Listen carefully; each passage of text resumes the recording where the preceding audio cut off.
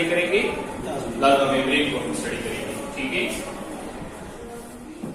Plasma membrane,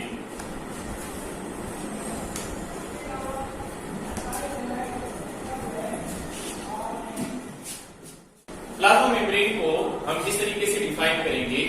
तो plasma membrane की detail में जाने से पहले इस बात को नोट कर लें कि यही plasma membrane we call a cell membrane. हम इसको क्या कहते हैं? सेल मेम्ब्रेन भी कहते हैं,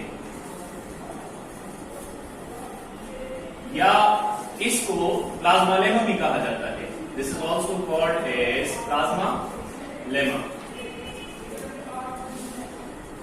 plasma membrane, cell membrane, plasma lemma, ये एक ही चीज के नाम हैं। फर्स्ट ऑफ ऑल हम प्लाज्मा मेम्ब्रेन को डिफाइन करेंगे। प्लाज्मा मेम्ब्रेन को क्या करेंगे? डिफाइन, कि प्लाज्मा मेम्ब्रेन किस चीज को कहते हैं। तो देखें, प्लाज्मा मेम्ब्रेन क्या है? A phospholipid bilayer, a phospholipid bilayer which is outermost in animals, which is outermost in animals, जो कि एनिमल्स के अंदर क्या है? outermost है, and inner to cell wall, inner to cell wall, cell wall के अंदर की जानिब है, सेल वॉल के अंदर की जानिब है। यानी हम ये कहते हैं कि अगर क्या है, प्लांट है या फंजाई है, ठीक है, या प्रोकैरियोट है, क्या है? प्रोकैरियोट्स। तो इन तीनों के अंदर क्या है? इन तीनों में जो बाहर की जानिब क्या है? बाहर की जानिब होगा सेल वॉल। बाहर की जानिब क्या है? सेल वॉल है। बाहर की जानिब क्या है? Cell wall, right. और इससे अंदर की जानिब क्या होगा? इससे अंदर की जानिब होगा प्लाज्मा मेम्ब्रेन। इससे अंदर की जानिब क्या होगा? यस,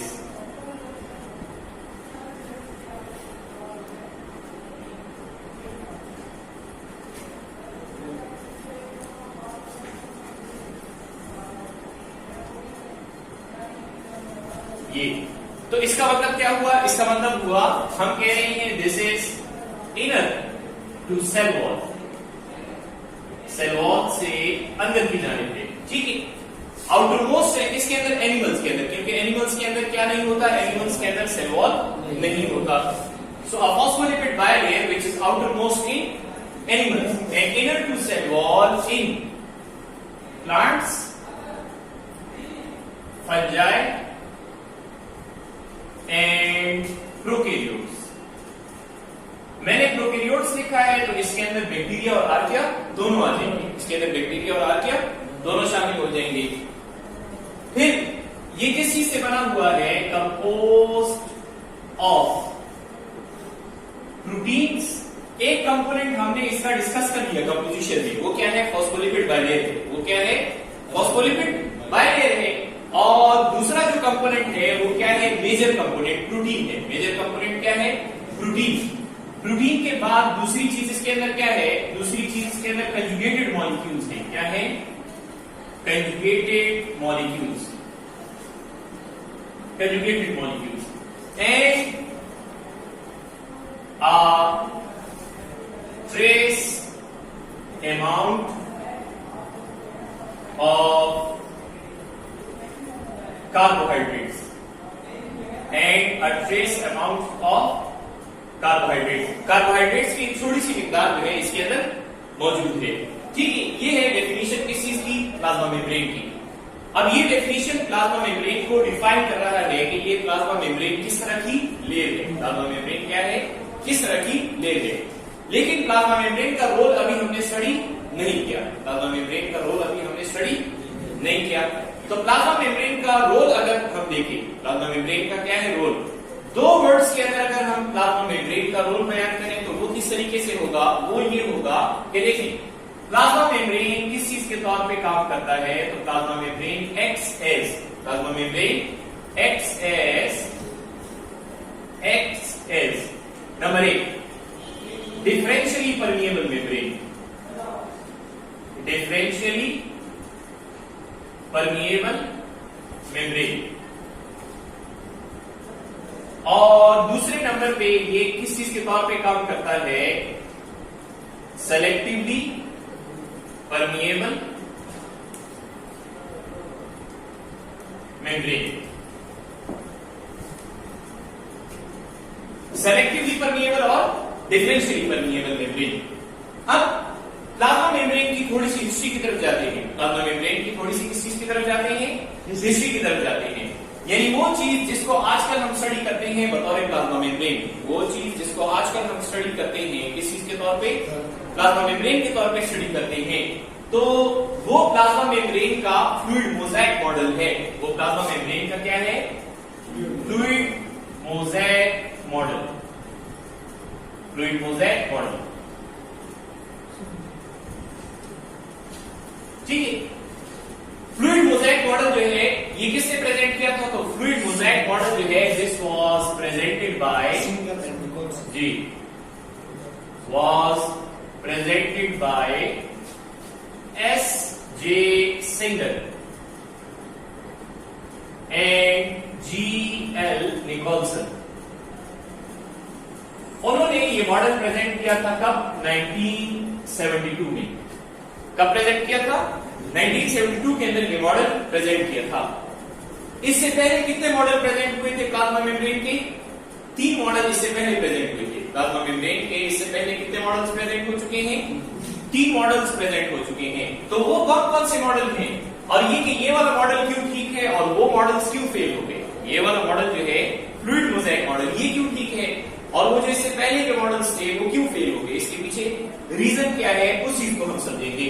जब उसको हम समझ लेंगे तो प्लाज्मा मेम्ब्रेन की कंपोजिशन, प्लाज्मा मेम्ब्रेन के फंक्शंस और फ्लूइड मोज़ेक मॉडल हमारे ज़हनों में सही तरीके से बैठ जाएगा।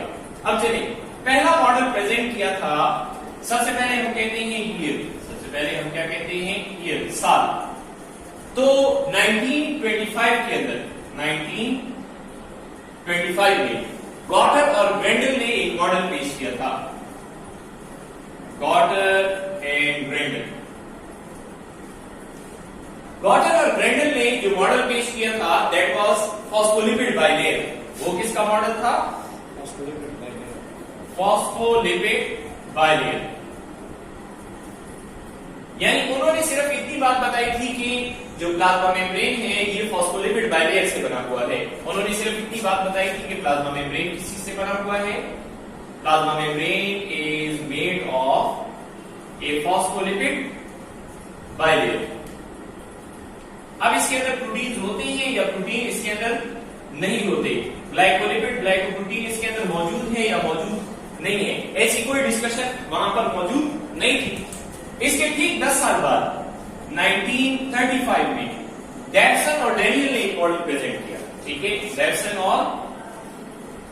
Dawson and Daniel. डेवसन और डैनियल ने मॉडल पेश किया। उस मॉडल को क्या कहते हैं? That model was called as sandwich model. उसको हम क्या कहते हैं? Sandwich model. सैंडविच मॉडल में इन दोनों ने ये बात कही कि सिर्फ फॉस्फोलिपिड बाइलेयर नहीं है, सिर्फ फॉस्फोलिपिड बाइलेयर नहीं है, बल्कि phospholipid bilayer is sandwich between, phospholipid bilayer is sandwich between 2 protein layers. Phospholipid bilayer 2 protein की लेयर के दरमियान क्या हो चुकी है? सैंडविच हो चुकी है। ठीक है,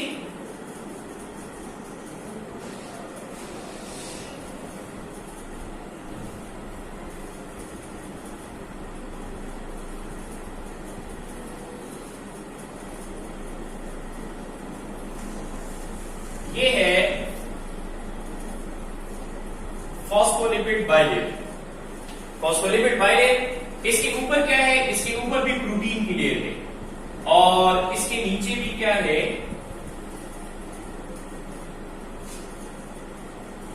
ऊपर भी प्रोटीन की लेयर और नीचे भी प्रोटीन की लेयर, और दरमियान में क्या है? दरमियान में ये है, this is phospholipid bilayer. This is phospholipid bilayer. ये फॉस्फोलिपिड क्या है? बाइलेयर है। ठीक है, अच्छा इसके बाद अगला मॉडल कब था? अगला मॉडल 1959 में आया। अगला मॉडल कब आया?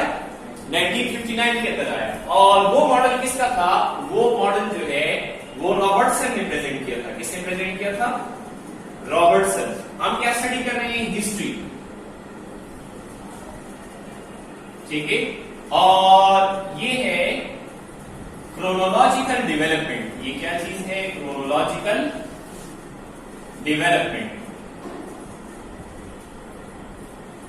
इन स्टडी ऑफ सेल मेम्ब्रेन।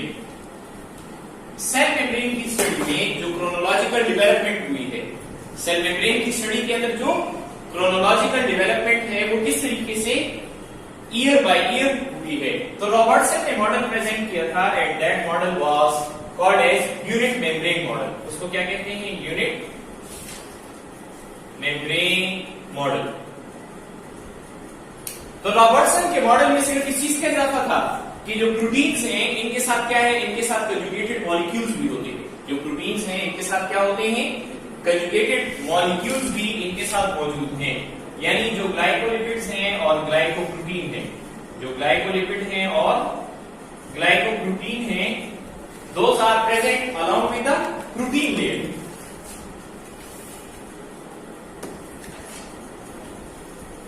यानी ये प्रोटीन लेयर है और इसके साथ क्या है? इसके साथ ये है कंजुगेटेड मॉलिक्यूल्स। इसके साथ ये क्या है? कंजुगेटेड मॉलिक्यूल्स है। अब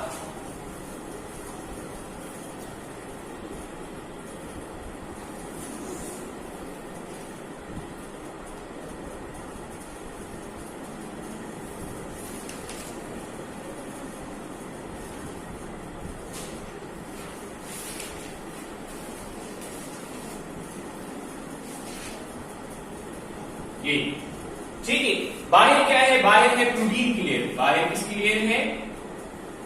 प्रोटीन की लेयर है। अंदर क्या है? ये है फॉस्फोलिपिड बाइलेयर। ये क्या है? फॉस्फोलिपिड बाइलेयर है। और इसके साथ क्या है? कंजुगेटेड मॉलिक्यूल मौजूद है। तो रॉबर्टसन का जो यूनिट मेम्ब्रेन मॉडल था ये फ्लूइड मोज़ेक मॉडल की ज्यादा करीब है। रॉबर्टसन का जो क्या था? यूनिट मेम्ब्रेन मॉडल था, ये फ्लूइड मोज़ेक मॉडल के ज्यादा करीब है। लेकिन इन तीनों मॉडल्स के अंदर 3 गलतियां थी। इन 3 मॉडल्स के अंदर कितनी गलतियां थी? 3, जिसकी वजह से ये तीनों मॉडल्स फेल हो गए और फ्लूइड मोज़ेक मॉडल जो है वो पास हो गया। फ्लूइड मोज़ेक मॉडल क्या हुआ? पास हो गया। तो वो 3 रीजंस ऑफ फेलियर क्या है? इनके reasons of failure, reasons of failure. Reason of failure में पहला रीजन क्या है कि इन तीनों ने प्लाज्मा मेम्ब्रेन को प्रेजेंट किया रिजिड स्ट्रक्चर के तौर पे। इन तीनों ने प्लाज्मा मेम्ब्रेन को प्रेजेंट किया किस चीज के तौर पे? रिजिड स्ट्रक्चर के तौर पर प्रेजेंट किया। तो they presented it as rigid structure. जबकि बुक के अंदर हम एक स्टेटमेंट पढ़ते हैं और वो स्टेटमेंट क्या है? स्टेटमेंट हम ये कहते हैं कि a sea of lipids in which proteins are floating, a sea of lipids in which proteins are floating। इस जुमले का मतलब ये हरगिज नहीं है कि सी बड़ा है और जो चीज फ्लोट कर रही है वो छोटी है, तो लिपिड्स की परसेंटेज वो ज्यादा हो गई और प्रोटीन की परसेंटेज कम हो गई। इसका मतलब ये हरगिज नहीं है। इसका मतलब ये है कि जो कंटिन्यूअस लेयर है, जो कंटिन्यूअस लेयर है वो फॉस्फोलिपिड बाइलेयर की है और वो के जो फ्लूइड फ्लोटिंग स्ट्रक्चर की शक्ल में है। किसकी शक्ल में है? एक फ्लूइड फ्लोटिंग स्ट्रक्चर की शक्ल में है। यानी ये सेल वॉल की तरह रिजिड नहीं है, ये सेल वॉल की तरह रिजिड नहीं है, बल्कि ये क्या है? एक फ्लूइड फ्लोटिंग स्ट्रक्चर है। समझ आ रही है? अब उन्होंने इन तीनों ने रिजिड स्ट्रक्चर के तौर पर इसको प्रेजेंट किया। सेकंड, दूसरे नंबर पे इसके अंदर क्या फ्लॉ था? दूसरा इसके अंदर फ्लॉ ये था कि इन्होंने इस प्लाज्मा मेम्ब्रेन की प्रॉपर कंपोजिशन और प्रोपोर्शन नहीं बताई थी। Did not explain proper proportion। proportion से मुराद क्या है? तनासुब। And composition, proper proportion and composition नहीं बताई। तीसरा बड़ा रीजन क्या था फेलियर का? The third major reason of failure of the plasma membrane वो ये था कि इन्होंने ये सही नहीं बताया कि इसमें से तमाम चीजें जो कि सेल मेम्ब्रेन में से गुजरती हैं, जो कि सेल के अंदर दाखिल होती हैं, वो कैसे जाती हैं। ठीक है, तो did not justify transport of all essential substances। जितने भी एसेंशियल सब्सटेंसेस हैं तो उन एसेंशियल सब्सटेंसेस की ट्रांसपोर्ट को ये सही तरीके से जस्टिफाई नहीं कर पाए थे। मतलब ये कि एक चीज है वो फॉस्फोलिपिड बैरियर में से पास नहीं हो सकती, तो वो सेल के अंदर कैसे जाएगी? इस मॉडल के अंदर इसकी कोई डिटेल मौजूद नहीं थी। एक चीज है प्रोटीन में पास हो जाएगी लेकिन फॉस्फोलिपिड बैरियर में पास नहीं हो सकती, तो वो सेल के अंदर कैसे जाएगी? Same is the case of unit membrane model. Unit membrane model का मामला भी यही है। तो इन तीन मेजर रीजंस की वजह से क्या है, इन तीन बड़ी रीजंस की वजह से जो प्लाज्मा मेम्ब्रेन के ये तीनों मॉडल हैं ये फेल हो गए, और जो मोस्ट एक्सेप्टेड मॉडल है that is fluid mosaic model. ठीक है, प्लाज्मा मेम्ब्रेन के बारे में हमने अभी तक ये पढ़ा कि प्लाज्मा मेम्ब्रेन की हिस्ट्री या प्लाज्मा मेम्ब्रेन की स्टडी के अंदर जो क्रोनोलॉजिकल डेवलपमेंट है वो कैसे हुई है। इससे पहले 3 मॉडल्स प्रेजेंट हुए थे प्लाज्मा मेम्ब्रेन के, और ये कि वो मॉडल्स क्यों फेल हुए, उन मॉडल्स के फेलियर की वजह क्या थी, उन चीजों को स्टडी किया। अब आते हैं हम किस चीज की तरफ कि प्लाज्मा मेम्ब्रेन जो है इसकी कंपोजिशन क्या है, प्लाज्मा मेम्ब्रेन की कंपोजिशन।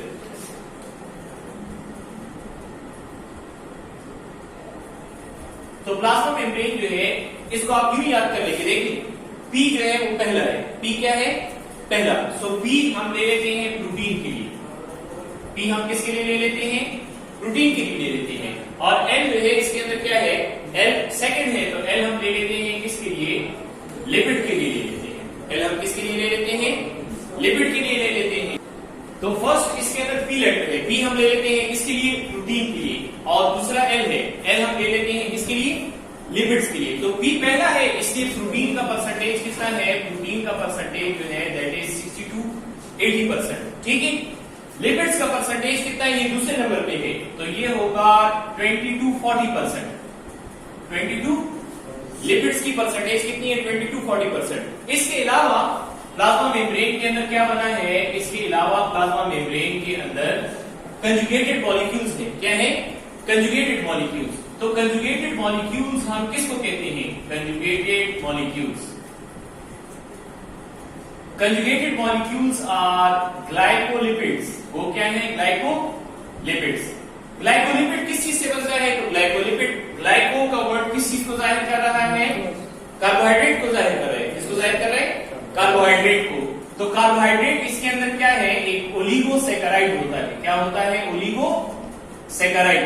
ठीक है, और इसके साथ क्या होता है? इसके साथ जो है लिपिड है। इसके साथ क्या है? लिपिड। दूसरे नंबर पे कंजुगेटेड मॉलिक्यूल जो है दैट इज ग्लाइकोप्रोटीन। वो क्या है? ग्लाइकोप्रोटीन है।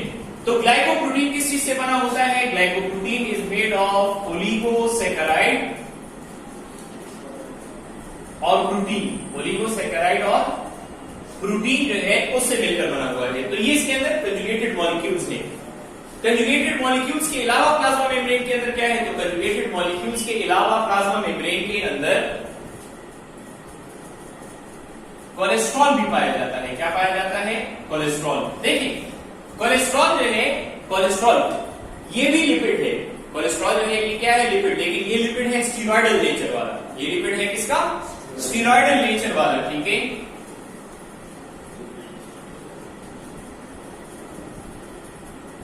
और फॉस्फोलिपिड ये वाला जो लिपिड है 60 to 80% इसके अंदर। तो ये कौन से लिपिड की हम बात करते हैं? ये हम बात करते हैं फॉस्फोलिपिड की। इसकी बात करते हैं? फॉस्फोलिपिड जो है उसकी बात करते हैं।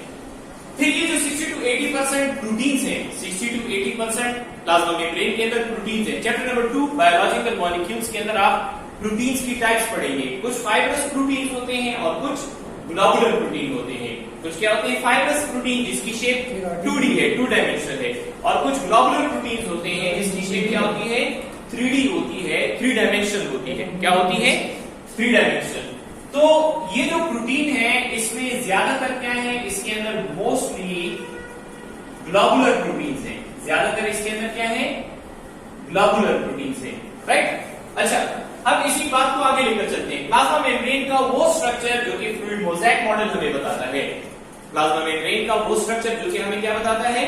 फ्लूइड मोज़ेक मॉडल हमें बताता है, उसको आगे लेकर चलते हैं। देखिए,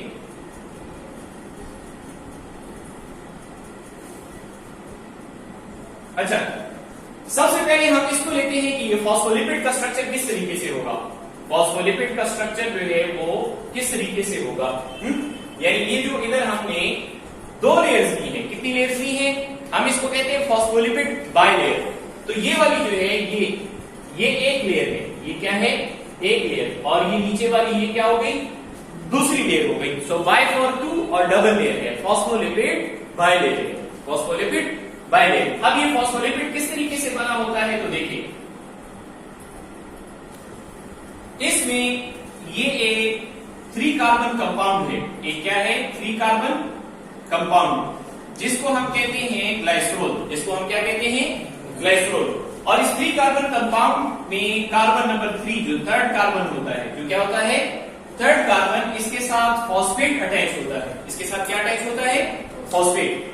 और अब ये जो पार्ट है इसको हम हेड कहते हैं। इस पार्ट को हम क्या कहते हैं? This part is called as head. अच्छा, इस हेड के साथ 2 लिपिड्स अटैच होते हैं। इस हेड के साथ क्या अटैच होते हैं? 2 लिपिड्स अटैच होते हैं। और उनमें से एक लिपिड जो है वो कौन सा है? The one lipid is stearic acid. एक लिपिड इसके अंदर क्या है? Stearic acid. ये एक फैटी एसिड है। ये एक फैटी एसिड है। दूसरा जो इसके अंदर क्या है? दूसरा जो इसके अंदर लिपिड होता है उसमें बेंड है, उसके अंदर कर्व है। उसके अंदर बेंड या क्या मौजूद है?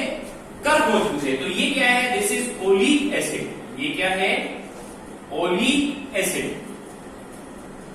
ओलिक एसिड जो है एक अनसैचुरेटेड फैटी एसिड है। स्टीरिक एसिड क्या है? This is a saturated fatty acid. Oleic acid unsaturated fatty acid होता है और इसके दरमियान में एक डबल बॉन्ड होता है। इसके दरमियान में क्या होता है? Double bond. अब ये जो हेड पार्ट हो गया और ये क्या है? ये जो है दिस इज टेल। ये इसके अंदर क्या है? टेल। तो टेल किस चीज से बना हुआ है? टेल लिपिड से बना हुआ है। ऑयल और घी अगर आप देखें तो ये पानी के अंदर हल नहीं होता। समझ आ रही है? तो अगर टेल लिपिड से बनी हुई है, ओलिक एसिड, स्टीरिक एसिड किससे बनी हुई है? लिपिड से बनी हुई है, तो ये पानी के अंदर सॉल्युबल नहीं है। ये पानी के अंदर क्या है? सॉल्युबल नहीं है। तो हम इसको कहेंगे कि ये क्या है? ये हो गई हाइड्रोफोबिक। टेल क्या हो गई? टेल जो है एक लिपिड से बनी हुई है और दूसरा ये क्या है? हाइड्रोफोबिक है। This is hydrophobic. हेड जो है इसके अंदर क्या है? ये ग्लाइसरोल है और साथ में फॉस्फेट है। क्या है? Glycerol with phosphate.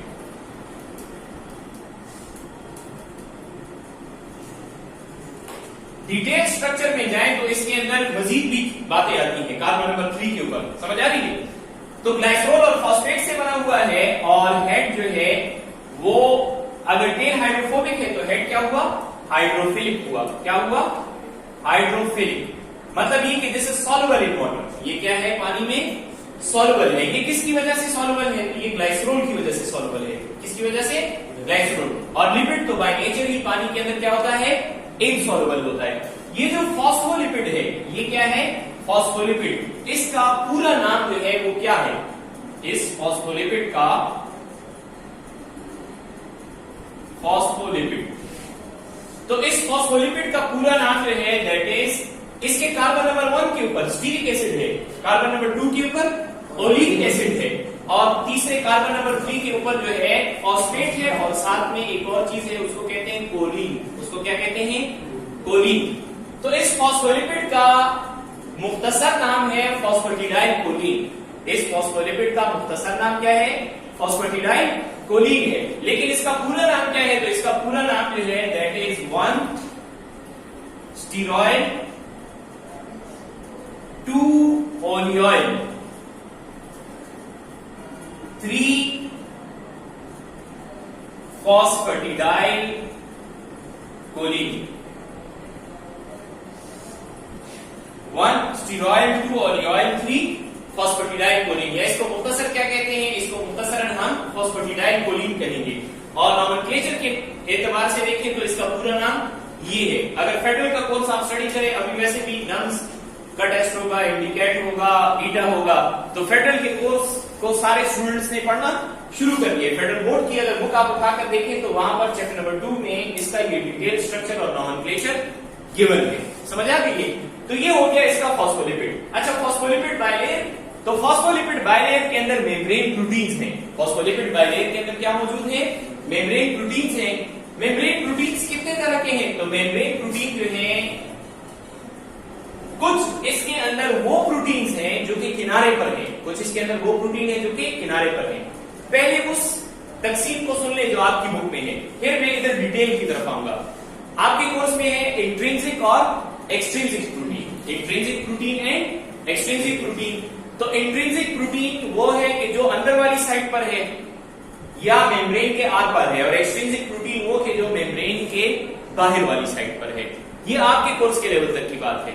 अगर हम फेडरल का कोर्स ले लें और असल जो प्लाज्मा मेम्ब्रेन का स्ट्रक्चर है उसको सामने रखें, तो उसके मुताबिक देखें, एक प्रोटीन होता है एक्सट्रिंसिक प्रोटीन।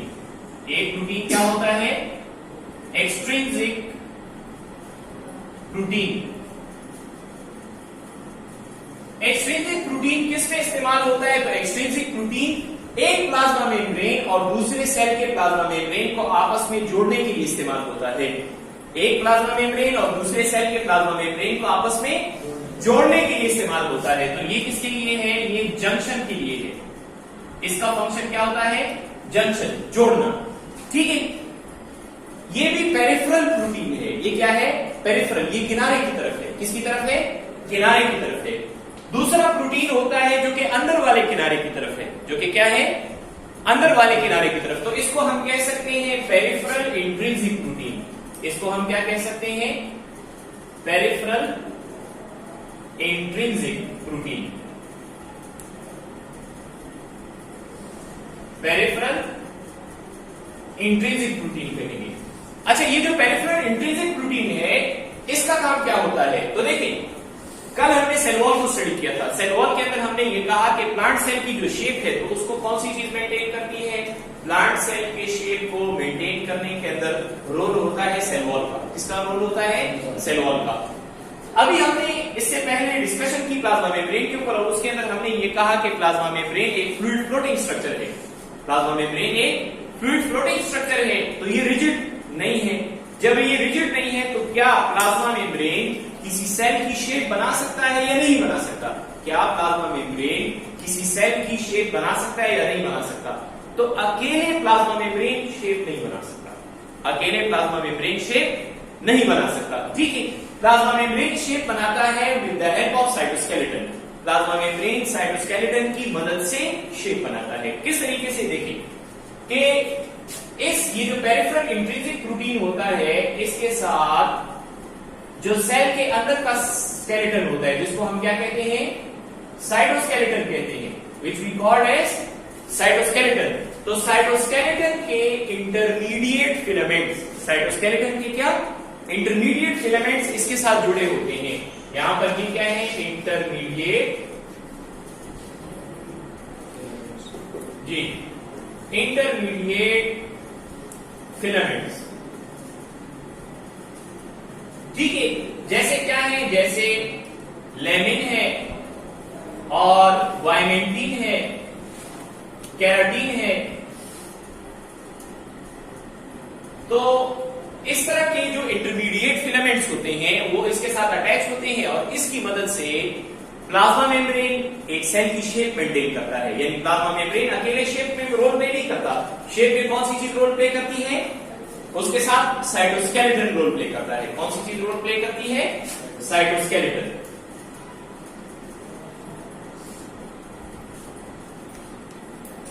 Cytoskeleton, right. अच्छा, फिर कुछ प्रोटीन्स ऐसे हैं कि जो मेम्ब्रेन के आर पार हैं, कुछ प्रोटीन इसके अंदर ऐसे हैं जो कि मेम्ब्रेन के आर पार हैं, उनको हम कहते हैं ट्रांसमेम्ब्रेन प्रोटीन्स। उनको हम क्या कहते हैं? Transmembrane proteins. तो एक इस तरह का ट्रांसमेम्ब्रेन प्रोटीन होता है और एक इस तरह का। अब इन दोनों में फर्क क्या है इसको भी जरा समझ लेते हैं। देखिए ये वाला ट्रांसमेम्ब्रेन प्रोटीन क्या कहलाता है? ये वाला ट्रांसमेम्ब्रेन प्रोटीन कहलाता है चैनल प्रोटीन। ये क्या कहलाता है? Channel protein. इसको हम चैनल प्रोटीन क्यों कहते हैं? तो इसको हम चैनल प्रोटीन इसलिए कहते हैं कि इसने क्या बनाया है? एक चैनल बनाया हुआ है। क्या बनाया हुआ है? चैनल। मिसाल के तौर पे हम किसको लेते हैं? फॉर एग्जाम्पल एक्वापोरिन लेते हैं। फॉर एग्जाम्पल हम क्या लेते हैं? एक्वापोरिन। तो एक्वापोरिन का काम क्या होगा? देखिए फॉस्फोलिपिड बाइलेयर में से जो पोलर सब्सटेंसेस हैं, इसके अंदर जो क्या है पोलर सब्सटेंसेस हैं वो पास नहीं हो सकते और नॉन पोलर इसमें से पास हो सकते हैं। पानी क्या है? पानी पोलर सब्सटेंस है, वो फॉस्फोलिपिड बाइलेयर में से पास नहीं हो सकता। फॉस्फोलिपिड बाइलेयर में से पास नहीं हो सकता। तो उसके पास होने के लिए एक स्पेशलाइज्ड प्रोटीन होता है जो कि पानी को ट्रांसपोर्ट करता है। जो कि किसको ट्रांसपोर्ट करता है? पानी को ट्रांसपोर्ट करता है। कहां पर? प्लाज्मा मेम्ब्रेन के अक्रॉस। सही। दूसरी मिसाल इसके अंदर क्या हो सकती है? दूसरी मिसाल इसके अंदर, ये एक एग्जांपल हो गई। दूसरी मिसाल इसके अंदर है voltage and non voltage regulated gates. Voltage and non voltage regulated gates in neurons. Voltage and non voltage regulated gates in neurons. ठीक है, अच्छा। तो ये एग्जांपल होगी चैनल प्रोटीन की, यानी इसने एक रास्ता दिया हुआ है जिसके जरिए से क्या हो? ट्रांसपोर्ट हो सके। अच्छा, इस तरह की ट्रांसपोर्ट को हम क्या कहते हैं? इस तरह की ट्रांसपोर्ट जो होती है उसको हम क्या कहते हैं? तो ये ट्रांसपोर्ट हो रही है facilitated diffusion. Transport bye facilitated diffusion.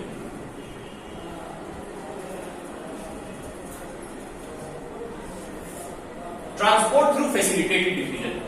एक अच्छा, डिफ्यूजन में क्या होता है? डिफ्यूजन में होता है ये कि कोई चीज हायर कंसंट्रेशन से लोअर कंसंट्रेशन की तरफ आती है। कोई चीज हायर कंसंट्रेशन से लोअर कंसंट्रेशन। एक ट्रांसपोर्ट ऐसी भी होती है जिसके अंदर किसी चीज का ट्रांसपोर्ट होता है from lower concentration to higher concentration. तो उसको हम पैसिव ट्रांसपोर्ट नहीं करते, उसको क्या कहते हैं? Active transport. That is called as active transport. अब मिसाल के तौर पे दूसरी तरह की ट्रांसपोर्ट वो हो गई जिसमें सेल से सोडियम आयन बाहर जा रहे हैं। सेल से कौन सी चीज बाहर जा रही है? सोडियम आयन जो है वो सेल से बाहर जा रहे हैं। सोडियम आयन जो है ये सेल से बाहर की तरफ जा रहे हैं। ठीक है। और दूसरे नंबर पे क्या है कि पोटाशियम आयंस सेल के अंदर आ रहे हैं। पोटाशियम आयंस जो है ये क्या है? सेल के अंदर आ रहे हैं। ठीक है।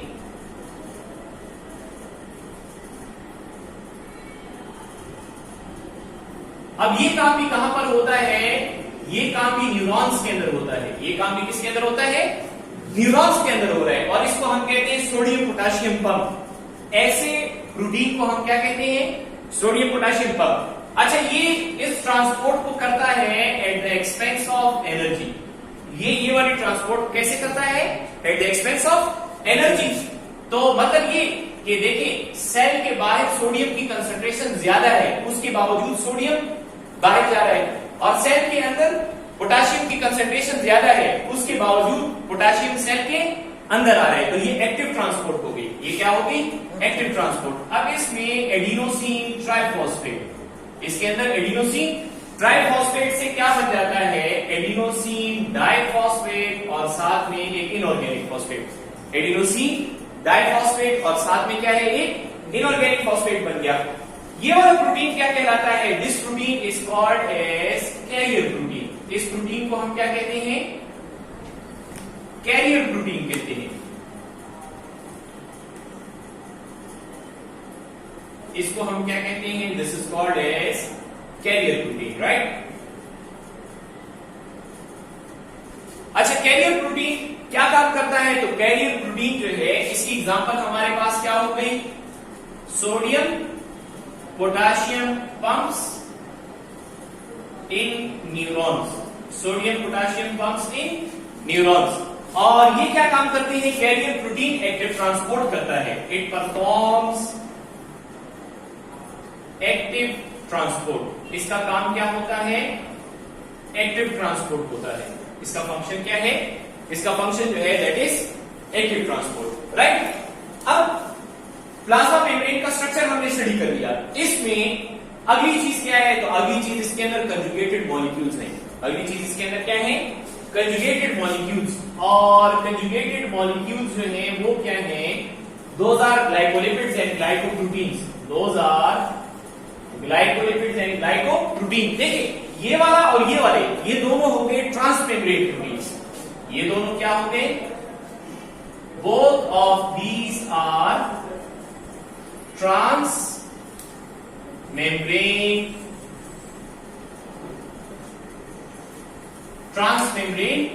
Proteins.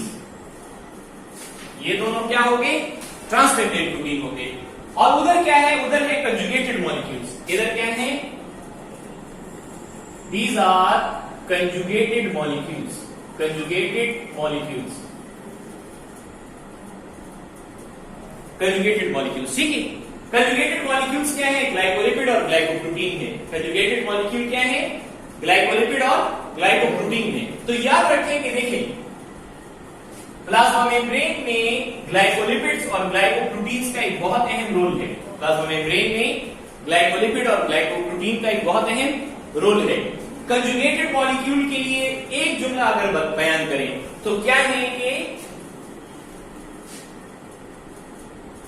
conjugated molecules are receptor and recognition sites. Receptor and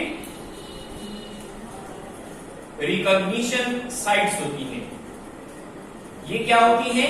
receptor and recognition site. Receptor का मतलब है रिसीव करना। रिसेप्टर का मतलब क्या है? रिसीव करना। मिसाल के तौर पे देखें, ये है एक न्यूरॉन। ये क्या है? एक न्यूरॉन, ठीक है। इस एक न्यूरॉन में से क्या निकलता है? इस एक न्यूरॉन में यहां से वेसिकल्स फ्यूज होते हैं। क्या फ्यूज होते हैं? ये वेसिकल्स हैं।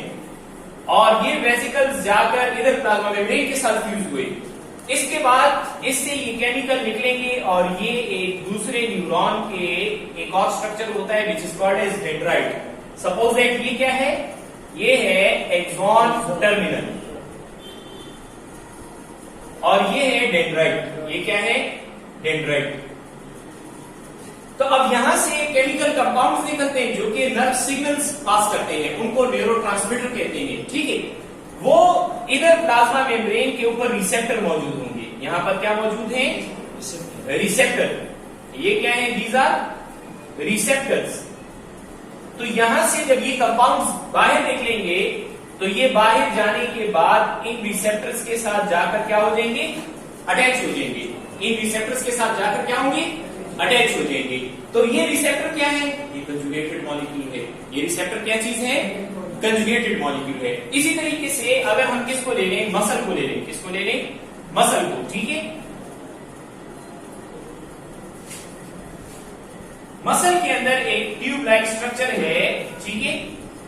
डिटेल में आप इंशाल्लाह सेकेंड ईयर के अंदर पढ़ेंगे। और ये एक जंक्शन होता है किसका?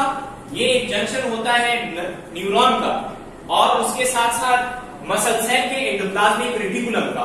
मसल सेल के एंडोप्लाज्मिक रेटिकुलम, इस साइड पे एंडोप्लाज्मिक रेटिकुलम, इस साइड पे एंडोप्लाज्मिक रेटिकुलम, और यहाँ पर ये कहलाता है ट्यूटिब्यूल।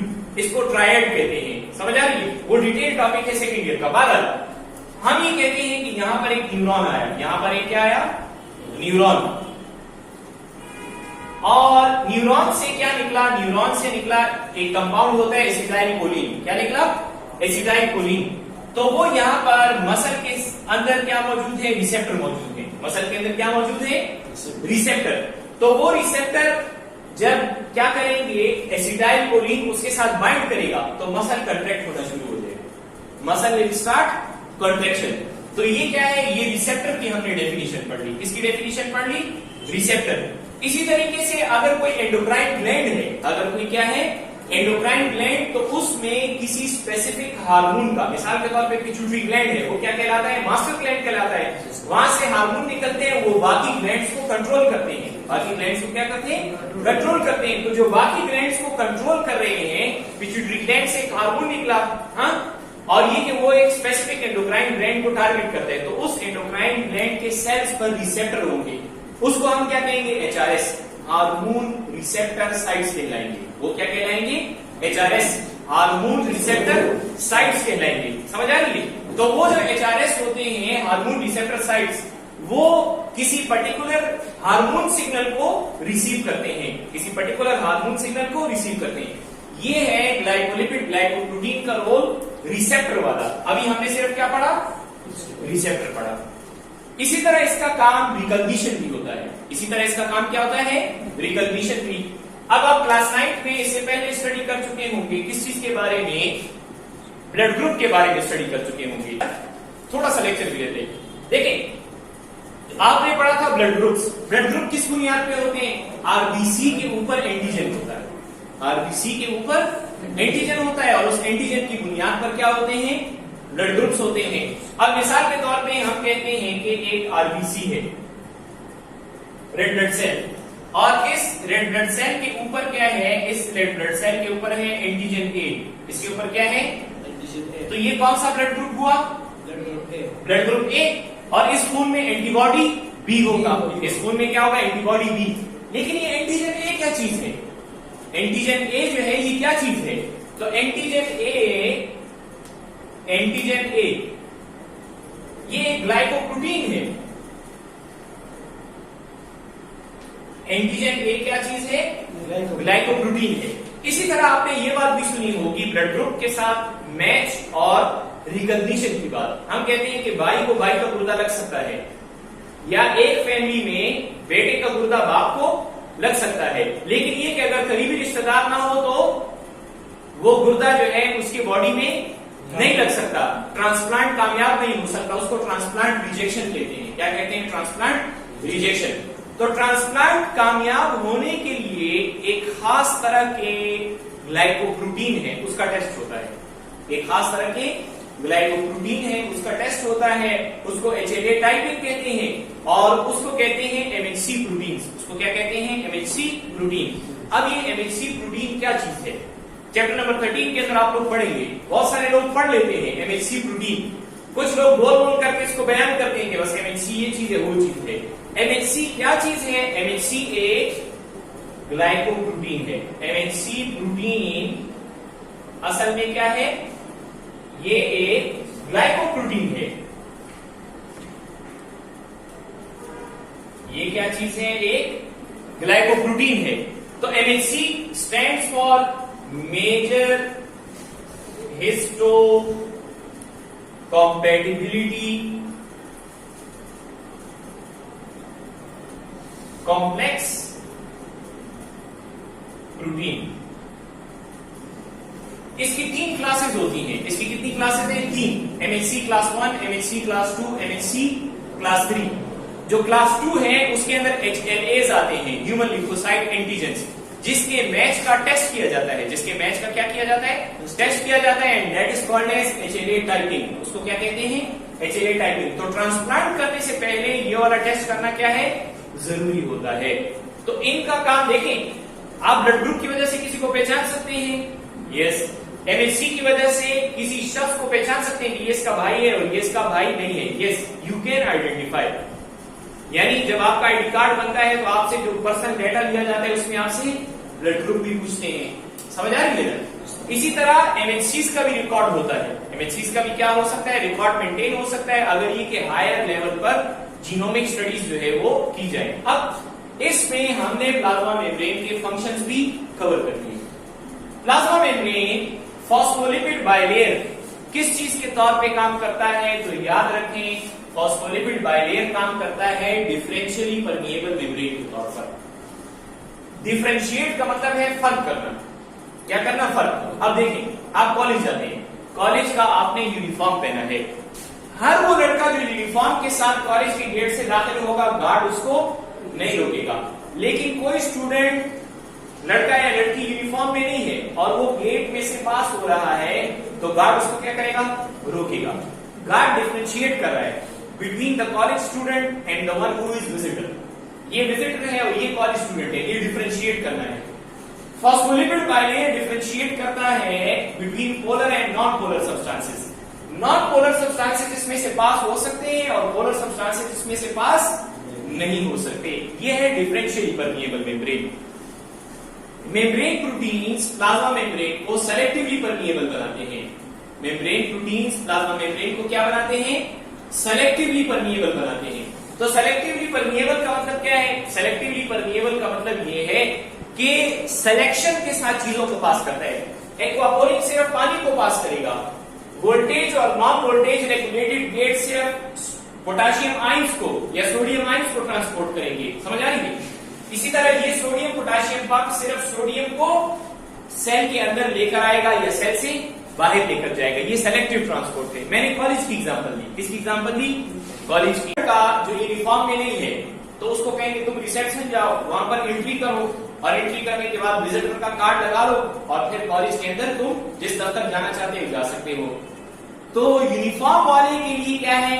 यूनिफॉर्म वाला डिफरेंशिएट हो गया, उसको अंदर छोड़ दिया। जिसका यूनिफॉर्म नहीं है उसके लिए सेलेक्टिव प्रोसेस है। उसके लिए क्या है?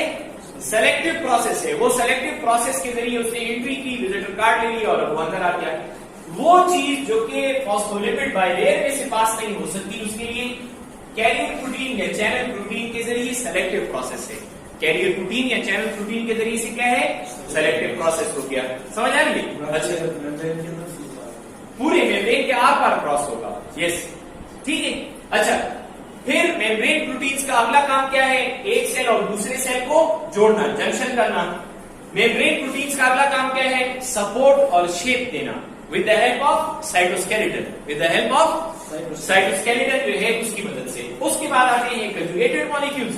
तो ये क्या है? These are receptor and recognition sites. किस चीज को सेल में अंदर आना चाहिए और किस चीज को सेल के अंदर नहीं आना चाहिए, ये किस चीज का काम होगा? This is the role of membrane क्या? Conjugated molecules, glycolipid and glycoproteins. यानी ये इम्यूनिटी के अंदर रोल प्ले कर रहे हैं, ये प्रोटेक्शन के अंदर रोल प्ले कर रहे हैं, ये मैसेजेस रिसीव कर रहे हैं, ये मसल कंट्रैक्शन में मदद दे रहे हैं, ये नर्व जो ट्रांसमिशन है, ठीक है, यानी न्यूरॉन्स के जरिए से जो मैसेजेस जा रहे हैं ये उसके अंदर भी हेल्प कर रहे हैं और मदद कर रहे हैं। तो एक जुमला लिखा हुआ है प्लाज्मा मेम्ब्रेन के टॉपिक में कि plasma membrane is a dynamic structure. Plasma membrane is a dynamic structure. तो अब आप इसको अंदाजा हो गया होगा इस बात से कि ये किस तरह से डायनेमिक स्ट्रक्चर है। How the plasma membrane is a dynamic structure. तो ये डायनेमिक स्ट्रक्चर इसलिए है कि फॉस्फोलिपिड बाइलेयर इसको डिफरेंशियली परमिएबल, ये सेलेक्टिवली परमिएबल और ये रिसेप्टर और रिकॉग्निशन साइट्स हैं जिसका प्रोटेक्शन, मैसेज रिसीविंग यानी रिसेप्टर और रिकॉग्निशन साइट के तौर पर एक अहम किरदार और रोल शामिल है। अब इसमें एक और टॉपिक रह गया है, दैट इज एंडोसाइटोसिस और एक्सोसाइटोसिस। एंडोसाइटोसिस और एक्सोसाइटोसिस, उसको इंशाल्लाह कल कवर करेंगे। तो आई होप कि प्लाज्मा मेम्ब्रेन आपको समझ आ गया होगा। ठीक है, क्लियर हो गया? देखिए, इंट्रिंसिक प्रोटीन मैंने आपको कहा कि दो तरह के हो सकते हैं अगर आपके कोर्स के मुताबिक बात करें। एक होता है पेरिफेरल और एक होता है ट्रांसमेम्ब्रेन।